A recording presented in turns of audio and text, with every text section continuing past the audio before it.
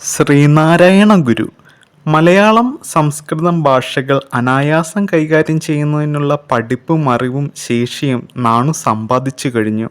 അതിനു പുറമെ പിതാവിൽ നിന്നും അമ്മാവൻ കൃഷ്ണൻ വൈദ്യരിൽ നിന്നും സാമാന്യ നല്ല നിലയിൽ വൈദ്യവും ജ്യോതിഷവും പഠിക്കുകയും ചെയ്തു. അതിൽ കവിഞ്ഞൊരു ഉപരിപഠനം നടത്തുന്നതിന് അക്കാലത്ത് ചെമ്പഴന്തിയിലോ അയൽദേശങ്ങളിലോ മറ്റു സൗകര്യങ്ങളൊന്നും ഉണ്ടായിരുന്നില്ല. അക്കാലത്ത് നാണുവിൻ്റെ ശ്രദ്ധ കൃഷിക്കാര്യങ്ങളിൽ കൂടി പതിഞ്ഞിരുന്നു. പച്ചക്കറികളും വാഴയുമൊക്കെ വയൽവാരത്ത് ധാരാളമായി കൃഷി ചെയ്തു.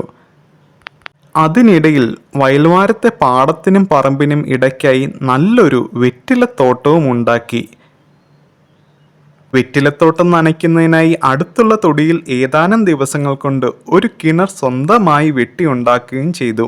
അതിൽ ധാരാളം വെള്ളമുണ്ടായിരുന്നു.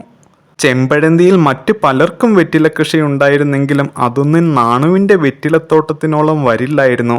ആ ഇടയ്ക്ക് തിരുവിതാംകൂറിൽ വലിയൊരു വരൾച്ചയുണ്ടായി. പലരുടെയും കൃഷികൾ ആ വരൾച്ചയിൽപ്പെട്ടു നശിച്ചു. അക്കൂട്ടത്തിൽ മറ്റു പല വെറ്റിലത്തോട്ടങ്ങളും ഉണങ്ങിക്കരിഞ്ഞു പോയി. എന്നാൽ ഈ വരൾച്ചയിലും നാണുവിൻ്റെ കിണറിൽ ആവശ്യത്തിന് വെള്ളമുണ്ടായിരുന്നതിനാൽ നാണുവിൻ്റെ തോട്ടത്തിന് മാത്രം പച്ചപ്പിന് യാതൊരു കേടും ഉണ്ടായില്ല.